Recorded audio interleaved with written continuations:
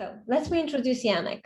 During his career, he went from multiple engineering roles and currently holds one of the product owner. In the upcoming talk, he'll, based on his own transition from product owner's heaven to hell, expect a lot of do's and don'ts that will help you make your own agile journey more pleasant. His after-work interest lies strongly in the team sports. He was a basketball referee for 10 years. He is a dedicated fan of NHL and is one of the few people that can understand English idioms derived from baseball. Remember to post your questions to Janek on the Slack channel. So without further ado, Janek, the stage is yours. So I guess I need to share the screen, right? Okay, there we go. Okay. Slides. Okay, I believe you guys can see it. Yes. Full screen and you can hear me. Okay, awesome. So welcome, Agile Swarming 2021. And this is the From Product Owner Heaven to Hell presentation, a story of the mindset transformation. So immediately let me kick it off with a question. Have you ever been alone at night, thought you heard footsteps behind, turned around and no one's there? For some of you, it may already sound familiar and you can associate it with the fear of the dark, to be more precise. But this one won't be about my appreciation or dedicated to one of the greatest heavy metal band on the planet, Iron Maiden, but I used the quote from one of their hits to illustrate probably state of mind of my mind, and actually me reaching some very low at the bottom at some point in my career, and especially as part of the product owner. So I was kind of at the end of the road, but well, I'm here to entertain you and not to make you sad or worried. And this will be a, I believe, happy story, and that can be illustrated with those two pictures. The one we can consider as a starting point for the for the discussion. So this is where when I started on, and also with the teams that I'm working in. And here is the current state. What is interesting in those two two charts, that the first one, for some reasons, I considered a heaven. Hearing all those Agile slogans about the agility, about the self-organizing team, I thought that the things will progress on their own. All the team members will know what they have to do. And that's it, right? I have nothing else to do. I can have a drink, lay down and relax. And what the managers, so actually is represented by the chart. Right now, the current position and what the manager sees, I personally experience as a pure nightmare. This is why I kind of refer it to be in hell in some way, because the current situation requires my constant attention, constant talking to people, constant looking at the various items that the team needs to work, my constant work, that it's painful sometimes, right? But the result is, as we can see at the bottom. So guys, buckle up and join me in this ride. I will share my personal experience and my personal observation that have helped me to transform and understand better my role in the organization. And I'm confident that you will find some of the stories that I will be sharing applicable to you, no matter in what role you are. And maybe you will find them interesting from the perspective of your current situation, and you will be able not to repeat the mistakes that I've made. Therefore, no matter who you are, whether you are a Scrum Master, whether you are a product owner or the product manager, you may be even a team leader or a team manager, or you can be just a regular developer, engineer, or tester, or you may held any business position or any role in your current endeavors, I believe you will find interesting topics that can be applicable. But I've been talking for 3 minutes already, so maybe it's a good question to ask and answer. Who am I? I'm oops, sorry, that's the wrong conference. There we go. So my name is Jan Mitkowski, and I joined Motorola in fall of 2004. And to be honest, I've been there ever since, with a short break in 2008. But what is important as the course of this presentation, the things that happened in May 2016. So back in the days, I joined the dark side. It doesn't mean that I started to sound differently, but actually I was appointed as a team manager and the product owner, being responsible for 16 engineers back in the days. Due to some personal decisions and maybe transformations, as we are actually discussing transformation on this conference, I started to acting as a product owner in early 2019, and I've been working with the two product teams, and the number of engineers actually varies a little bit, but let's assume it's 18 engineers and 2 team managers that I have to deal with.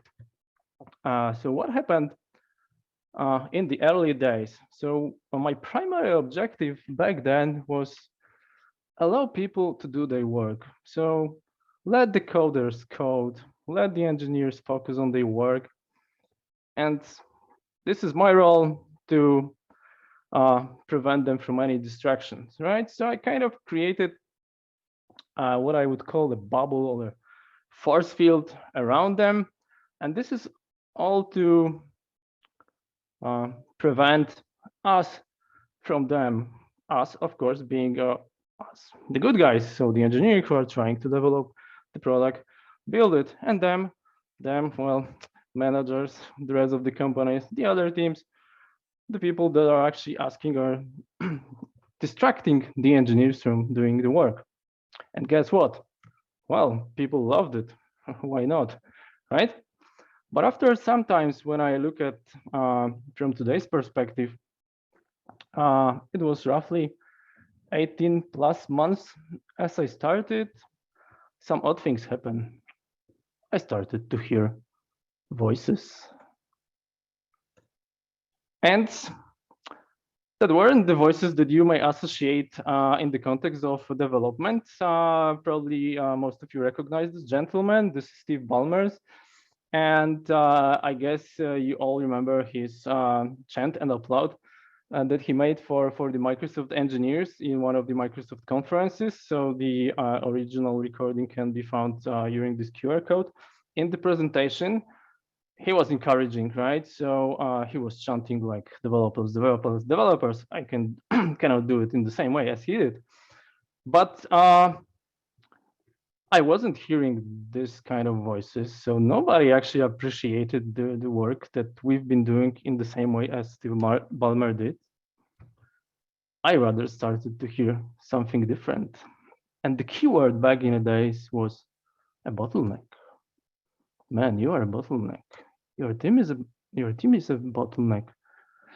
All of a sudden, the entire department that you worked in was being considered a bottleneck.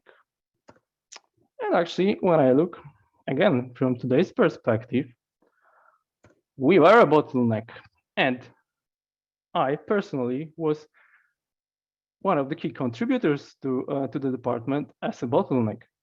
Remember what I've been telling you about the creating this bubble and the force field. That I've tried so hard to prevent the team from the outside world. And what was also the pitfall for me, that actually I was working previously in that team. So in majority of the cases, I had my past hands-on experience of the stuff that the guys were doing, developing. right? So that was kind of natural for me that I was trying to, well, help them, right? With the so let them focus on the work, and I'll help you with whatever design or name it yourself. So that was one of the well, mistakes or the pitfalls that I fall in. And in the other context, it wasn't that hard to become a bottleneck back in the days. Imagine that we were actually serving that we were serving 3 different business units, having 20 plus realizable components. Let's call them products, and there were 16 of us. So do the math.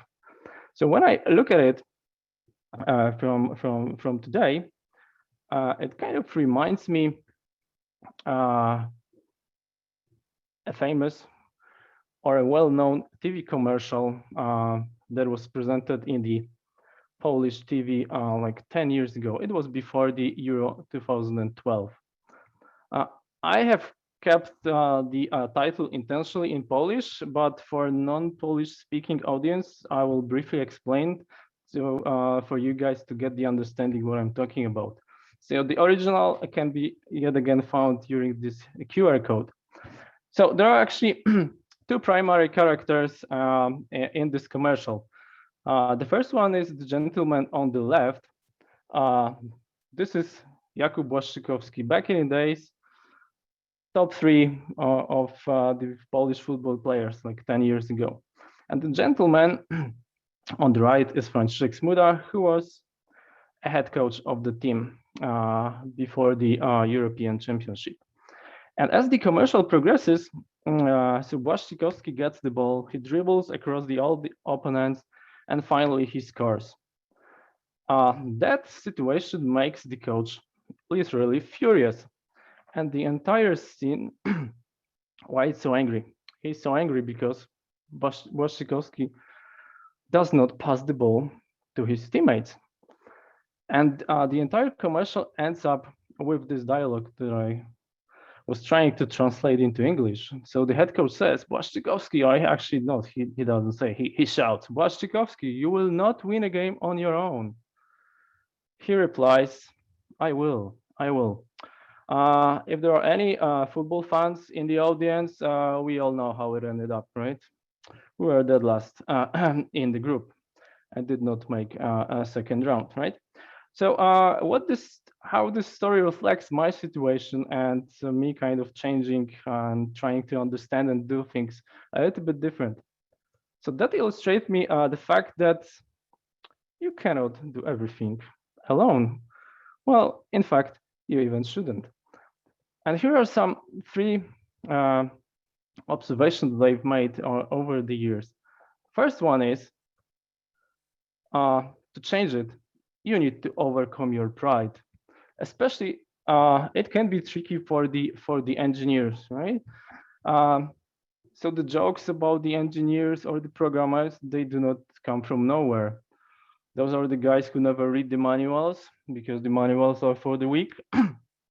For me, it was challenging. As I've mentioned, I've worked in the team, so I don't know, trying to prove something to the people that I work with that I still have it, and I was trying to help them. So if you have such kind of observation in your work, so this is like a good starting point to start doing things differently. So put your pride aside and start acting. So the next thing that can be helpful, and what I was also changing over the years, is to delegate.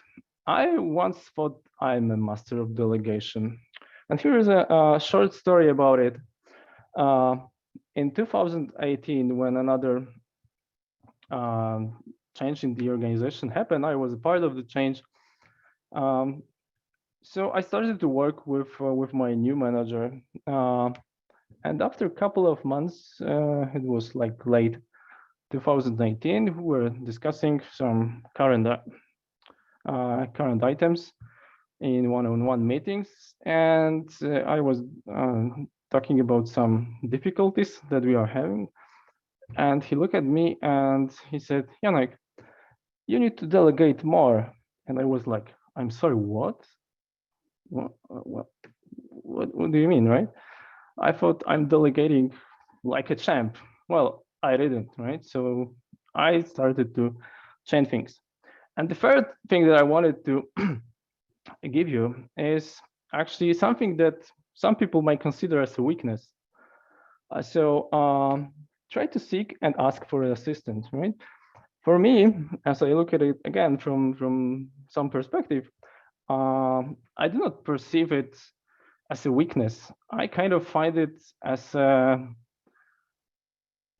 being mature or kind of forward thinking about and identifying the risks and actually preventing them before they happen. So in my role, I'm sometimes being asked about some business initiatives that I need to take care of it. And even after reading something, I can identify the need for some other teams to help, or I'm already know that it won't be possible for us to do it.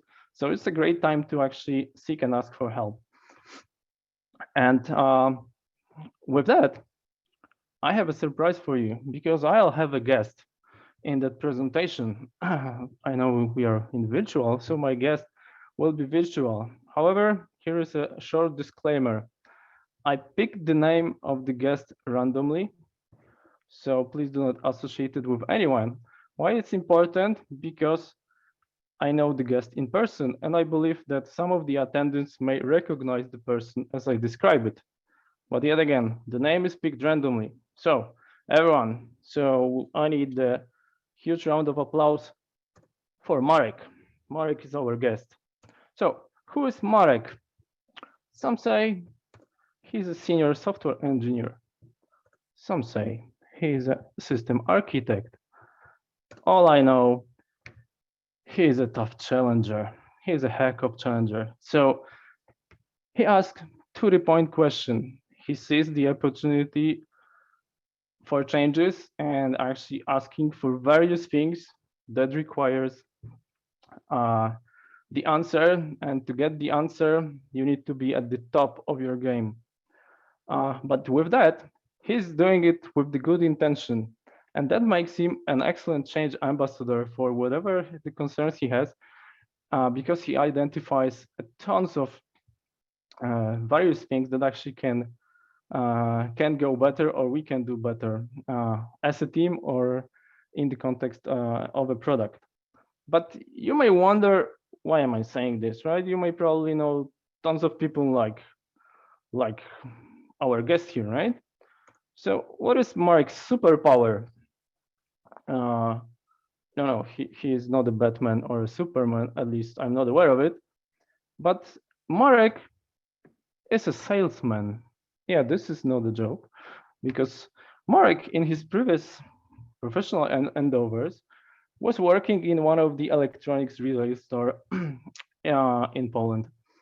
So he was the guy that you can imagine if you are trying to buy a new TV because your 70-inch screen is already too small, or you need to buy a laptop or a tablet for your 8-year-old child because of the remote school. So Marek was the guy that you ask, please, could you advise me something? I need the bigger TV screen, or I need a laptop or a tablet for an 8-year-old.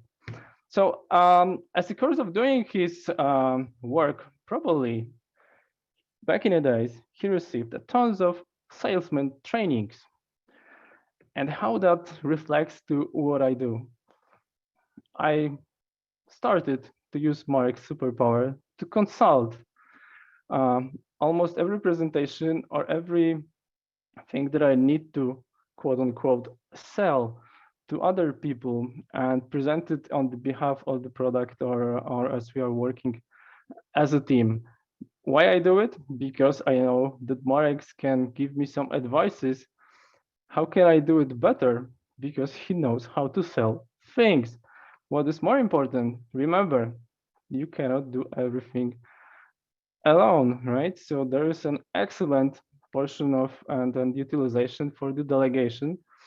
And we used it already a couple of times that actually Marek was so excited about the opportunity. So I asked him, hey, why don't you go and present it yourself? So on behalf of myself and the team. So what I mean by that story is, in your neighborhood, find your Mareks, look around. There might be people that might have some superpowers that can be unleashed, right? Remember, Michael Jordan wouldn't be who he was without the Scottie Pippen.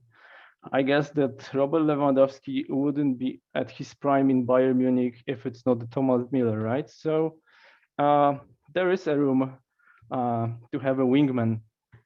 So you may ask me a question: how did I learn about it? It's pretty simple. I actually started to speak and listen to the people around me. It's a little bit tough for me because I do not like talk too much and talk to strangers, right? So, but I started.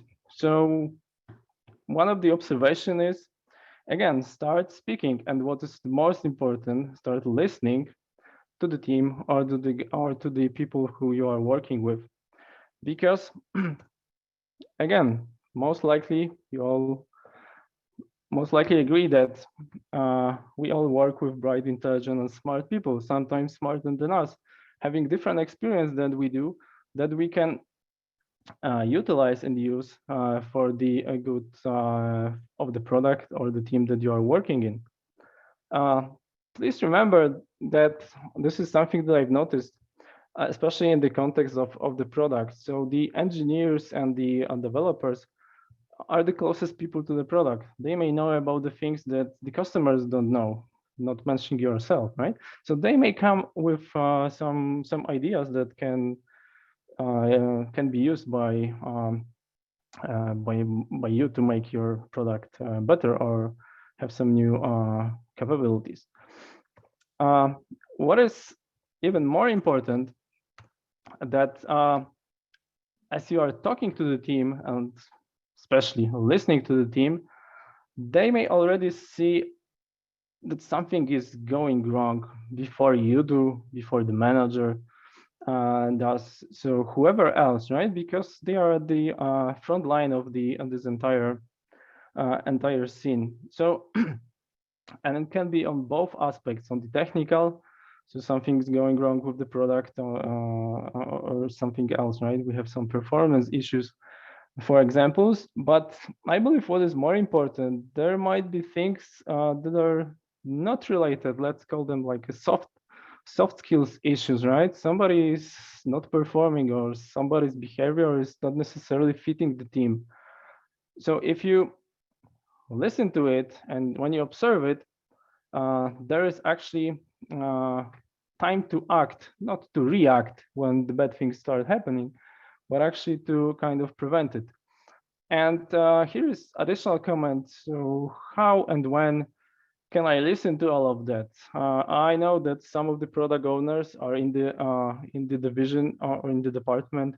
I'm not attending the stand-up. Well, at least you try, because stand-ups gives an excellent opportunity to learn things about the product and how the team actually works.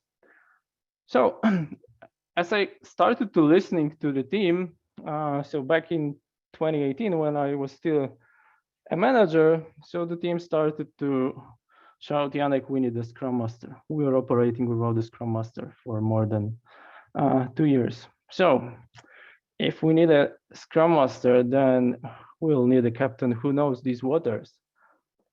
And there she came. Well, Kyra Knightley is not our Scrum Master, even though some wished it. But this is actually a lady, and quick spoiler, you will actually meet her in 15 minutes. So having a Scrum Master in the team, I believe for me was one of the significant milestones in this entire adventure in the transformation. And why was it? So here are like 3 observations of starting to working with the Scrum Master that feels the passion for the Scrum. and actually can drive things. So the first one was that the Scrum Master started to educate the team. Back in the days, I don't believe that we knew what we were doing and how the thing's supposed to be done by the book. So she started to educate us, right? To build the same understanding, to use the same language and understand it in the same way. The next thing is something that hit me because she pushed me to my very limits, and she executed with no hesitation. So I had to cross multiple borders of my own mental fixation and started to change things. And as I was understanding more, so I was pushed to my very limits. And the other thing that I consider was really helping in it, that she came to the company from the outside, right? So she didn't have my 14 plus years of being in the same company. So she had a fresh look, and she constantly challenges the status quo. So there were actually two areas that I was pushed hard to invest, and how my understanding of it transformed over the years. So the first one was related to the backlog, as I've mentioned. So I thought, well, people can do it. People always know what to do. It doesn't work this way. Backlog won't be prepared on its own. So you need to spend some time at least thinking on it and how to build it. Um, at least for me, backlog is a living creature that requires constant attention. I don't have a pet at home, but I can maybe compare it to having a dog, right? So it moves around. You have to take care of it, uh, and it constantly changes. What is the another thing that I kind of discovered was that, come on, you don't have to do everything on your own. Let the team speak. I know that you are getting some requirements from the clients, from some business units, but let the team speak on the backlog, what they want to put there, right? So as you do it, so gather feedback, evaluate what you are hearing, and then start executing. So put the right tasks in the right order. What that gives you, when you start doing these things, you'll be always ready.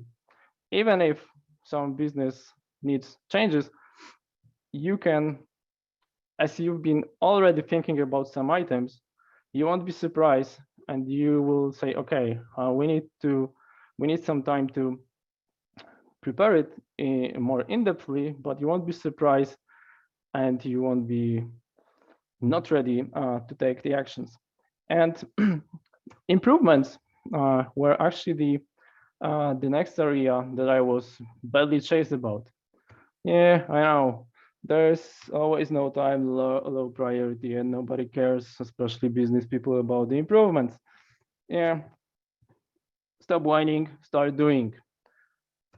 I guess nothing bad happens if you put one or two task stories, whatever you name it, in your teams in every sprint. But if you indeed do not have any time on the priority to put it, you can always treat it as kind of ace, right? When the guys are a little bit ahead of schedule, some people in the team start to report that they have free space and the sprint isn't finished, so you may use them.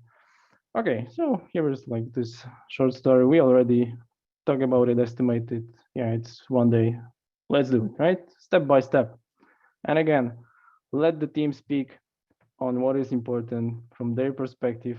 How can it improve their efficiency as the team, or how can we do some changes in the product? So we are heading towards the finish line. So let's wrap it up. Key observation: monitor your backlog. Look at you and monitor whether you are not becoming a bottleneck or your team does not. Remember, you cannot do everything on your own. What is more importantly, you shouldn't. Try to delegate things, ask for assistance. Look for Mareks. Look for your Mareks in the team around you. There is a potential out there. Speak and listening. Listening is actually the most important part of this sentence. Well, if you are doing your operations without the Scrum Master, maybe you are doing fine. My experience and my observation after the years was that Scrum Master can benefit your operations and can help organizing the team and yourself better. Remember about managing the backlog? It's a living creature. It won't be prepared on its own. But here is also room for some delegation, right? Nobody expects you to be an expert on everything that is in the backlog. If there is something purely technical, let's ask your architects, SMEs in that area to assist you. And there is no excuse for lack of improvements. There is always a room for it. I'm always at the end, but probably the most important thing here. So is there anything I should have mentioned? And the answer is yes. This is the final slide. The final and the most important factor in the transformation that happened to me and to the team were actually the people. They were driving my transformation and they pushed me, they challenged me, they inspired me, and they often irritated me, trust me. But at the very end, they were here to help me if I struggle, and they were here to support me. Because at the very end, it all comes down to the teamwork, like in sports. When your success becomes team success, and when the team success becomes yours. So on that bombshell, it's time to end, and thank you. And I guess we can open it up for questions if we still have some time. Thank you, Janek. We have 3 minutes, and there is one question on the Slack. So I can share the screen. Yes. Oh. I hope you can see. Yeah. Yeah, thank you, Mariusz, for the question. Can team leader manager play Scrum Master role as well? What do you think?